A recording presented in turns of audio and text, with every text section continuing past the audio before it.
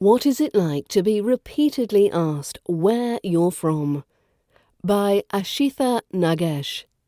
When a senior royal aide repeatedly asked a prominent black charity boss where she was really from during a Buckingham Palace reception, it sparked an outcry.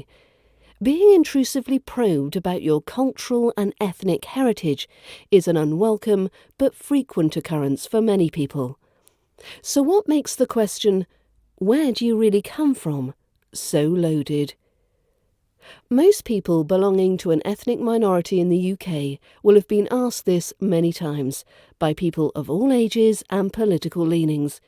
It is so common it has become a cliché. Reading about what happened to Ngozi Fulani at Buckingham Palace reminded me of being asked this question a few years ago. I was out for drinks with a large group of friends, and a young white man of about my age repeatedly asked me where I was really from.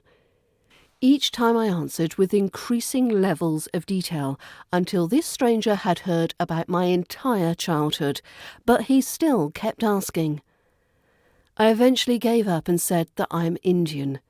"Aha," he explained, "got there in the end." I'm proud of my heritage, of my religion, of being South Indian. I have a strong connection not just to the culture, but to the physical place too. With the exception of the pandemic years, I've visited Bangalore about twice a year. But if I want someone to know about my cultural background, I will bring it up with them myself, or it will inevitably come up naturally in conversation. This man's insistence really bothered me. I hate it when people ask me that, a friend of mixed ethnicity tells me.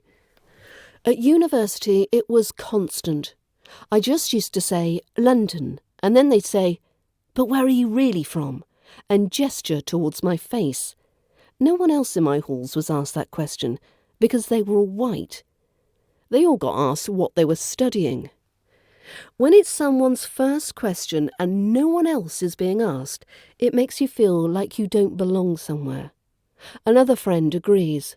I forget sometimes about how I'm perceived, and it's really irritating to then have to explain my difference, especially as I've no idea why my ethnicity even matters. My sister says she finds being asked where she is really from crushing. It makes her remember primary school teachers challenging her as a young child when she told them she was British. It's such a toxic question, she says. It makes you feel like because of your skin colour, you can't be from here. When they say, "Where are you really from?" they're saying, "You're not really from here."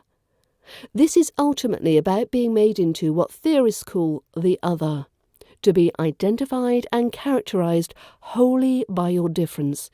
Someone has seen your skin colour and has immediately registered you as different from them because of it. Finding common ground and feeling a sense of belonging is an innate human desire. This denies us that. Identity is complex and constantly changing. If I tell someone I'm Indian, what does that mean to them? Does it imply I must have more in common with someone who has lived their whole life in Bangalore than I do with a white person who grew up in the same city as me, went to the same school, walked the same streets, drank underage in the same pubs and taunted the same teachers? When I am asked where I'm really from, my personal history is being dismissed in favour of an imagined similarity with a place I've never lived.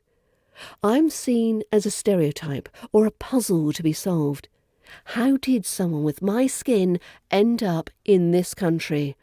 The subtext is that rather than belonging here, I must belong to somewhere else. Interestingly, everyone I spoke to told me they do not mind being asked where they're from by another person of colour, particularly if they are of a similar ethnic background. I've noticed this too. When someone who is visibly South Asian asks, I've often chosen to say that I'm Indian. It's because they're not asking you to differentiate you, my sister says. They're asking to find common ground, to make you part of their community.